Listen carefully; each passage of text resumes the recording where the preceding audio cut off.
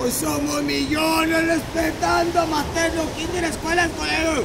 El tigre, yo lo reconozco, yo lo respeto, yo respeto la clase.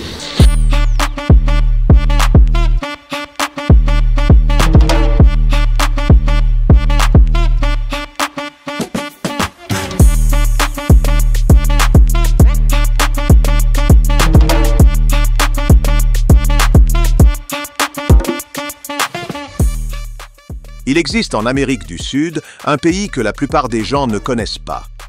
Ce pays, qui a la forme d'une longue bande mince sur la ligne occidentale du continent, s'appelle le Chili. Il s'agit d'un territoire d'une superficie de 756 000 km², où vivent 20 millions de personnes et où l'on parle espagnol. Si l'on compare sa superficie à celle d'un autre pays du monde, on peut dire qu'elle est à peu près similaire à celle de la Turquie. Dans cette vidéo, nous allons nous intéresser de près à ce pays dont on parle beaucoup, le Chili, et essayer de nous faire une idée de la façon dont les gens y vivent.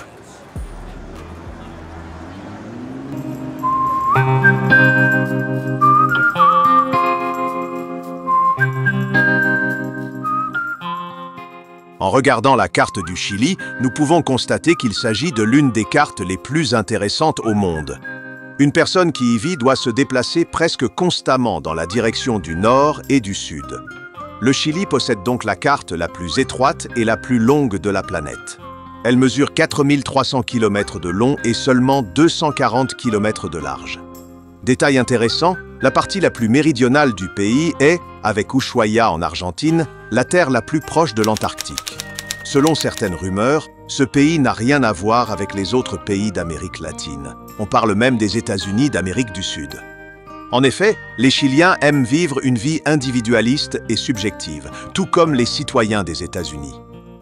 En termes de revenus, le fait que les gens disposent d'un revenu mensuel minimum de 500 $ les place au-dessus des autres pays d'Amérique du Sud. Le revenu mensuel moyen d'une personne qualifiée dans le pays peut facilement atteindre 2000 $. Le pays est également l'un des 3 pays les moins corrompus parmi les autres pays d'Amérique du Sud et est classé comme l'un des 2 pays les plus sûrs du continent, avec l'Uruguay, par de nombreux instituts de recherche. De plus, lorsque vous vous y rendez, vous verrez souvent le visage et le corps des gens recouverts de crème solaire. En effet, sortir sans protection solaire est extrêmement nocif pour le corps. Le pays est également confronté à un problème majeur, à savoir que de nombreuses minorités y sont devenues majoritaires au fil du temps. Le Chili connaît une crise migratoire massive, qui a un impact direct sur l'économie et la sécurité du pays. Il reçoit le plus d'immigrants de Bolivie et du Venezuela, un pays corrompu dont l'économie ne s'est jamais rétablie. Le pays a également un impact direct sur la vie des gens en termes de catastrophes naturelles. Le Chili est un pays sismique et de fortes secousses se produisent sous la mer. Pour rappel, en 1960, le pays a connu un tremblement de terre qui a modifié l'axe de la Terre. Le tremblement de terre de Valdivia a été le plus grand tremblement de terre au monde, avec une magnitude de 9,4 selon certaines sources et de 9,6 selon d'autres. Les tsunamis générés par ce tremblement de terre, qui a duré environ 10 minutes, ont même touché le Japon, les Philippines et la Nouvelle-Zélande. Ce tremblement de terre aurait fait 1650 morts et plus de 3000 blessés, mais les chiffres exacts ne sont pas clairs. Le Chili est si grand en longueur qu'il contient même des surfaces contrastées. Le pays possède à la fois les glaciers de l'Antarctique et le désert le plus aride du monde, l'Atacama.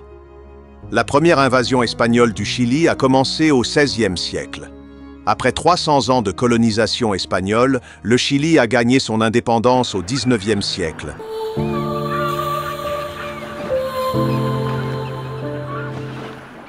Et a tenté de se développer grâce à ses importantes réserves de minéraux tels que le cuivre.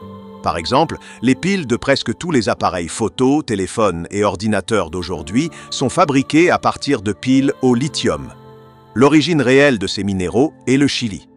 Aujourd'hui, ces grandes exploitations minières au Chili sont gérées par des entreprises du Canada et des États-Unis qui y ont investi des milliards de dollars. La puissance économique du Chili ne lui permettant pas d'extraire directement ces minerais, les entreprises étrangères, se voient attribuer les droits d'exploitation des mines par le biais d'appels d'offres.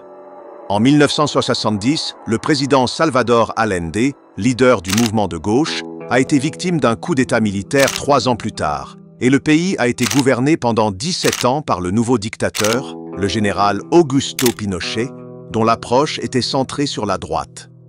En raison des pertes humaines et matérielles subies par de nombreux Chiliens innocents à l'époque, les habitants sont aujourd'hui réticents à parler de leur passé récent et à se souvenir de leurs souffrances. Maintenant que nous avons fait une présentation générale du pays, découvrons comment vivront 20 millions de personnes en 2024. Si vous souhaitez vous rendre au Chili, le premier endroit où vous mettrez les pieds sera probablement Santiago, la capitale. Si vous y allez pour une longue période, il est très difficile de survivre avec l'anglais dans ce pays où presque tout le monde parle espagnol. Vous devez donc apprendre l'espagnol. Si vous pensez que les citoyens de tous les pays d'Amérique du Sud ont des personnalités similaires, vous risquez d'avoir un choc au Chili. Les Chiliens sont très attachés aux règles, respectueux de la loi et agissent selon une discipline allemande. Ceux qui sont allés sur place et en ont fait l'expérience disent même des Chiliens qu'ils ne sont pas du tout latins. Ceux qui connaissent la vie dans le pays considèrent que les Chiliens sont européanisés. Par exemple, il n'y a pas de foule dans presque toutes les rues ou avenues, comme au Brésil et en Argentine, et le pays est très calme pour un pays d'Amérique latine. Malgré cela, on ne peut pas dire que Santiago, la capitale du pays, soit extrêmement sûre. Par exemple, vous pouvez voir des jeunes filles dans la rue à la recherche de clients ou d'amis. La vie nocturne dans le pays est très animée. Et si vous êtes une personne qui prend soin d'elle-même, vous pouvez trouver des femmes formidables pour vous la nuit au Chili. Pour les jeunes hommes fortunés qui arrivent dans le pays depuis l'étranger, rencontrer une Chilienne et avoir une relation avec elle est très rapide. Les jeunes hommes chiliens, quant à eux, choisissent un espace dans des lieux très fréquentés et tentent de gagner de l'argent en dansant dans la rue.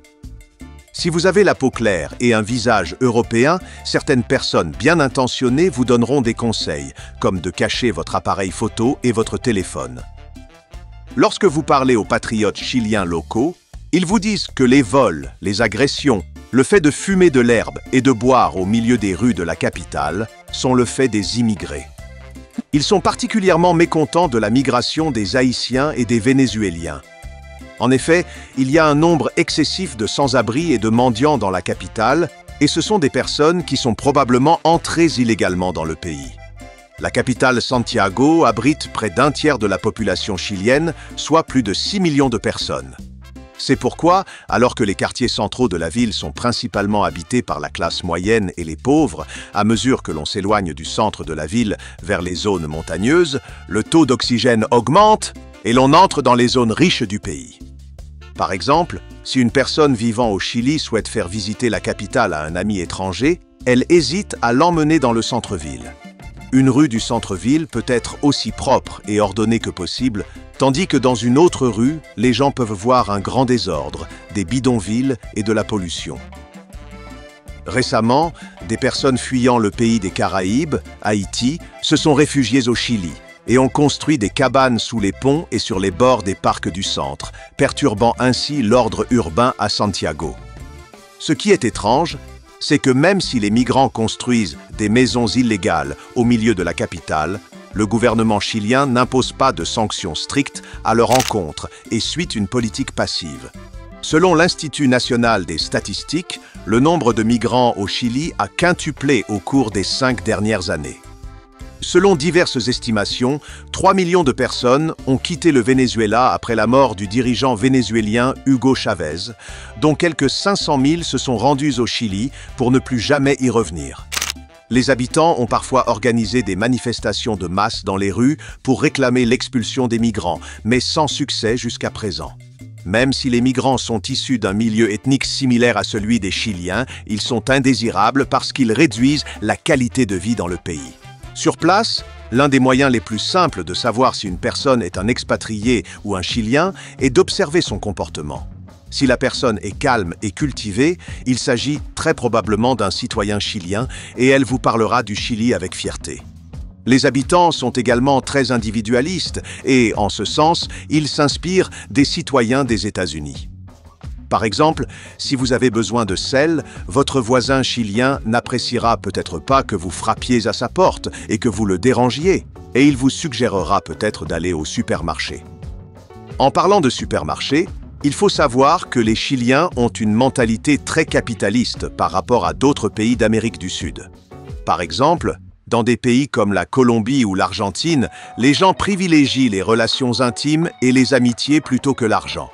Mais dans ce pays, les gens sont à la fois individualistes et très économistes. L'argent est donc très important pour eux.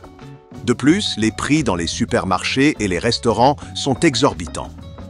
Vous devrez peut-être payer 150 $ pour un déjeuner normal pour 2 personnes sur la terrasse d'un restaurant donnant sur la mer. Si le revenu de votre travail dans ce pays est inférieur à 2000 $ par mois, vous vivrez une vie de subsistance. Mais si vous êtes un expert dans votre domaine, les personnes expertes sont très appréciées au Chili. En effet, le pays est situé dans l'une des régions les plus extrêmes du monde. Et, dans un tel pays, il n'est pas toujours facile de trouver des personnes expertes dans tous les domaines. Les Chiliens font confiance aux personnes qui travaillent dur et font bien leur travail en peu de temps. L'autre problème du Chili, outre les migrants, est le territoire de l'Antarctique, qui ne peut être résolu à court terme. Le fait que l'Argentine et le Chili soient les 2 pays les plus proches de l'Antarctique pourrait les amener à revendiquer ce territoire en cas de changement climatique futur. Il y a aussi le problème de l'Angleterre. Car juste à côté de ces 2 pays se trouvent les îles Malouines, et ce sont les Britanniques qui dirigent cette île, mes amis. La situation des Malouines est très importante pour le Royaume-Uni, car l'Antarctique n'est aujourd'hui le territoire de personne, et un jour demain, le Royaume-Uni pourrait être engagé dans une lutte acharnée pour cette région couverte de glaciers. La beauté de la chose est que les Argentins et les Chiliens, lorsqu'ils sont fatigués des foules et du chaos de la vie quotidienne dans leur pays, voyagent vers le sud et profitent de la paix et de la tranquillité de cette nature sauvage intacte, la plus proche de l'Antarctique. La région de la Patagonie, bordée par les montagnes blanches des Andes, est une région sauvage et désolée où presque aucun arbre ne pousse. Nous pouvons en conclure que l'Argentine et le Chili ont tous deux une nature et une carte similaires. Dans les 2 pays, les gens font des allers-retours entre le nord et le sud, et les habitants des 2 pays se connaissent bien. De nos jours, les Argentins ne trouvent plus le Chili aussi sûr qu'avant. Selon le guide, il arrive que l'on se fasse agresser ou que l'on gare sa voiture à côté d'un hôtel pour découvrir que les vitres ont été brisées. Les métros de la capitale sont propres et bien entretenus, ce qui correspond au profil d'un pays développé. Cependant, l'intérieur des métros est souvent bondé et les gens sont entassés les uns sur les autres. Il y a beaucoup de vendeurs de nourriture dans la rue dans la capitale. Les gens ont généralement la peau foncée et les cheveux noirs. L'une des activités les plus populaires dans la capitale Santiago est la randonnée dans les montagnes du pays. Les Chiliens, qui trouvent la capitale surpeuplée et peu sûre, trouvent le calme et la paix dans les randonnées en montagne.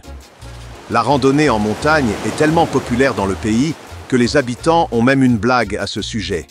Ils disent que si le garçon qui vous plaît vous invite à faire une randonnée en montagne lors de votre premier rendez-vous, vous ne devriez pas y aller. Le pays a un relief tellement accidenté que de nombreuses routes menant à la ville sont construites au pied des montagnes. Pour les habitants du Chili, Tinder est un excellent outil de rencontre. Les personnes qui ne se connaissent pas préfèrent se rencontrer sur Tinder ou Instagram. Ou les plus audacieux tentent de faire de nouvelles rencontres dans les bars et les lieux de musique live. L'âge auquel les jeunes quittent le foyer familial est similaire à celui des autres pays d'Amérique latine. Les gens mènent généralement une vie familiale jusqu'à l'âge de 30 ans, après quoi ils souhaitent s'installer dans une maison séparée et fonder une famille. Bien que les Chiliens soient très attachés aux espaces de vie individuels, les loyers élevés du pays les incitent à vivre en famille jusqu'à l'âge adulte.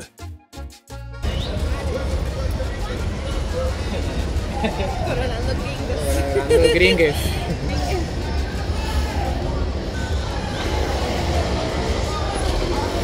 Car les appartements dans la capitale ne sont pas très bon marché et le loyer mensuel moyen pour les appartements proches du centre atteint facilement 500 $ américains. Ces loyers peuvent aller jusqu'à 1 500 $. Dans les villes plus petites du pays, on peut trouver des appartements à louer pour une moyenne de 300 $ par mois. Il existe également un contrat de location au Chili qui stipule que vous devez avoir un salaire au moins 3 fois supérieur au prix de la maison que vous allez louer. Par exemple, si vous allez louer une maison pour 500 $ par mois, vous devez avoir un revenu net minimum de 1 500 $. Les personnes de moins de 30 ans ne veulent pas avoir d'enfants en raison des conditions de vie difficiles. Si vous voyez des couples avec des bébés sur la route, vous constaterez que les parents ont plus de 30 ans. En ce qui concerne le nombre d'enfants, les Chiliens s'arrêtent après le 2e enfant et n'en ont pas d'autres. Là encore, la raison n'est pas culturelle mais économique. Les gens ne veulent pas avoir trop d'enfants et réduire leur qualité de vie et leur pouvoir d'achat. En outre, les Chiliens ne s'adonnent pas aux fêtes illimitées et alcoolisées de l'Argentine et de la Colombie. On ne peut pas dire que les gens ne boivent pas du tout, mais ils boivent de l'alcool en quantité limitée et s'amusent de manière contrôlée. Dans les rues et les lieux de rencontre, vous remarquerez qu'au Chili, il est possible de fumer partout. Il n'y a pas d'interdiction de fumer et aucune sanction n'est prévue pour les personnes qui fument à l'intérieur. Si vous filmez quelqu'un sur la route et qu'il se rend compte que vous le filmez, certains d'entre eux peuvent vous demander de l'argent. Il s'agit probablement de personnes à faible revenu qui ont émigré dans cette région. En effet, si vous vous égarez dans les ruelles isolées, un motard qui passe peut s'emparer de votre sac et de votre téléphone. Le pays n'est pas très populaire en tant que destination touristique. Et la raison la plus évidente pour laquelle il n'y a pas beaucoup de contenu sur le Chili est que le pays est devenu de plus en plus incertain au fil des ans. Dans ces pays, il est très facile de se faire extorquer de l'argent par quelqu'un à l'improviste et d'être victime d'une agression. C'est pourquoi les Chiliens sortent peu le soir après le travail et l'école, et n'emportent pas beaucoup d'objets de valeur. Une fois la nuit tombée, ils se retirent chez eux et préfèrent passer du temps en famille. Les Chiliens aisés préfèrent séjourner dans des complexes d'appartements dotés de barrières électriques pour se sentir en sécurité chez eux, et lorsqu'ils louent un appartement, ils le choisissent en fonction de son niveau de sécurité et non de sa superficie. Il existe des situations similaires dans les villas et les maisons individuelles du pays qui sont entourées de hauts murs épais. Les habitants du pays n'ont pas tendance à parler beaucoup aux étrangers. Si vous vous installez au Chili et que vous souhaitez créer un réseau avec la population locale, vous devrez peut-être travailler dur pour gagner sa confiance. En Argentine, par exemple, lorsque vous montez dans un taxi, vous pouvez parler au chauffeur de taxi de nombreux sujets en l'espace de 5 minutes. Il est probable que le sujet conduise au sujet et que la conversation s'éternise. Mais lorsque vous montez dans un taxi au Chili, la seule phrase que vous risquez d'entendre de la part du chauffeur de taxi est de dire bonjour. Il le fera par courtoisie et non parce qu'il veut vous parler. C'est pourquoi on peut dire que le Chili est un pays semi-fermé. Il est également important de préciser au Chili que tout ce qui se passe dans le pays est lié à votre statut social. Par exemple, l'école que fréquente votre enfant ou l'appartement dans lequel vous vivez vous renseigne directement sur votre statut social. Votre statut social vous confère également une certaine respectabilité. On pense même que les personnes les plus riches du pays aujourd'hui sont celles qui ont fait fortune pendant la dictature. Parce que tant de gens ont souffert pendant les dictatures, les gens ont aussi une attitude froide envers ceux qui ont profité de cette époque. Ils ont même un dicton célèbre. Un pays sans mémoire est un pays sans avenir. Les Italiens et les Espagnols sont connus pour investir dans le pays en achetant des maisons bon marché au Chili. Il convient de noter que les fonctionnaires retraités des États-Unis ou du Canada viennent également ici pour vivre moins cher dans ce pays. Bien entendu, la vie bon marché n'est pas la seule raison pour laquelle les Européens et d'autres sociétés riches veulent venir dans ce pays. Les citoyens américains et les hommes canadiens, en particulier, trouvent chez les femmes latines la chaleur et la sincérité qu'ils ne trouvent pas dans leur propre pays. Les femmes latines sont connues pour leur amour sincère et leur possessivité à l'égard des hommes avec lesquels elles sont en couple. Elles sont également amusantes et pleines de vie. C'est pourquoi les hommes européens commencent à être attirés par les femmes latino-américaines et à faire leur vie avec elles plutôt que d'épouser des femmes froides dans leur propre pays. Bien que les femmes chiliennes soient physiquement semblables aux femmes latino-américaines, elles accordent plus d'importance à la politesse et au style qu'à l'ordinaire. Par exemple, si vous demandez à une Chilienne de cuisiner pour vous, vous devez vous exprimer très poliment. Par ailleurs, si vous êtes une personne sans éducation ou analphabète, vous aurez probablement très peu de chance avec les femmes chiliennes. Les femmes chiliennes, dont les caractéristiques sont plus élevées que dans d'autres pays d'Amérique latine, ne se sentent pas obligées d'obéir à un homme riche parce qu'elles ont souvent le pouvoir économique. C'est du moins ainsi que le guide les décrit. En résumé, le Chili est un pays longitudinal au climat généralement ensoleillé. Si vous recherchez tous les types de climats dans un pays, vous pouvez voyager entre le nord et le sud en profitant de l'hiver dans le sud et du climat chaud dans le nord. Vous pouvez également choisir de séjourner au centre du pays, dans la capitale Santiago par exemple. Là encore, si vous choisissez de vivre dans un pays côtier, vous trouverez au Chili de nombreux plats à base de fruits de mer. Le concept de nourriture est sacré pour les Chiliens.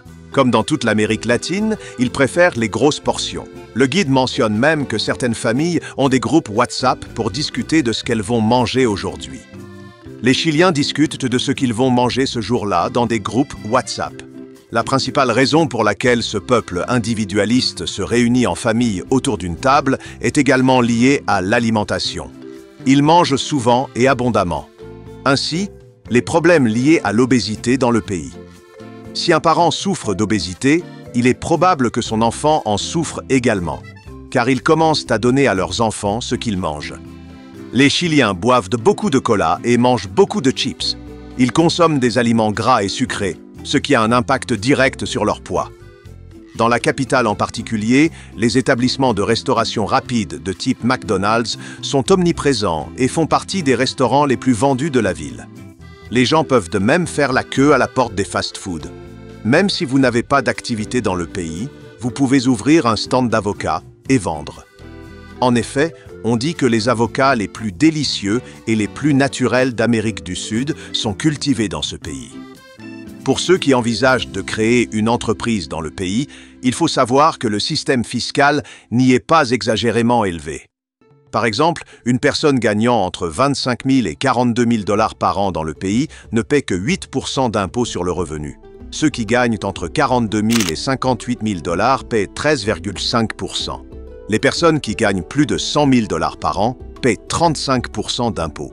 Cela signifie que vous paierez un taux d'imposition moyen compris entre 20 et 30% en fonction de vos revenus annuels. Cela représente un taux d'imposition très acceptable par rapport à de nombreux pays dans le monde. Sur le plan négatif, vous ne verrez peut-être pas d'unité culturelle dans la capitale. La ville est très désorganisée et il n'y a pas d'unité dans la société. Les gens expriment leurs idées, leurs pensées et leurs goûts artistiques en faisant de l'art sur les places de la ville. Bien qu'il s'agisse de l'une des deux plus grandes économies d'Amérique du Sud, la vie y est très chère et vous ne serez probablement pas en mesure de mettre de l'argent de côté et d'épargner pour vous-même avec les salaires que vous recevrez là-bas. Le statut social est très important dans le pays, c'est pourquoi lorsqu'ils vous embauchent, ils examinent en détail votre appartenance ethnique, votre nationalité et votre qualité de vie. Si le patron est un ultranationaliste, il ne vous embauchera probablement pas. Pour donner une parenthèse supplémentaire à la cigarette, vous pouvez voir des cigarettes dans les mains de presque tout le monde sur les routes et dans les cafés. Au Chili, les gens fument beaucoup. C'est un pays où il y a plus de fumeurs que de buveurs d'alcool. En plus du tabagisme, il y a une grande pénurie de médecins dans le pays et si vous voulez prendre rendez-vous avec un médecin, vous devrez peut-être faire la queue pendant 2 mois. Il ne pleut jamais dans le désert d'Atacama, au nord du pays. C'est pourquoi il s'agit du désert le plus sec du monde. Alors que même les pays arabes peuvent être inondés aujourd'hui, ces terres chiliennes ne voient jamais d'eau. Malgré cela, environ 1 million de personnes vivent sur ces terres arides du nord du pays. Le taux d'humidité est exactement de 0% et il n'est pas facile de trouver de l'eau dans cette région. L'État tente de créer artificiellement de l'humidité dans la région pour répondre à la demande en eau. C'est aussi l'un des endroits les plus propices à l'observation des étoiles, car il est situé au-dessus de la mer. Il n'y a pas de précipitations et le ciel est dégagé. 2 des 3 télescopes les plus puissants jamais construits auraient été testés et construits à Atacama. Il est probable que, dans un avenir proche, la grande majorité des observations spatiales continueront d'être effectuées à partir de cette région. La région compte déjà de nombreux observatoires spatiaux. Le paysage aride est également l'une des principales attractions touristiques du pays. Les seules espèces que l'on peut voir dans l'Atacama sont les flamants roses qui y viennent de temps en temps. C'est tout pour l'instant en ce qui concerne le Chili en 2024. Au revoir.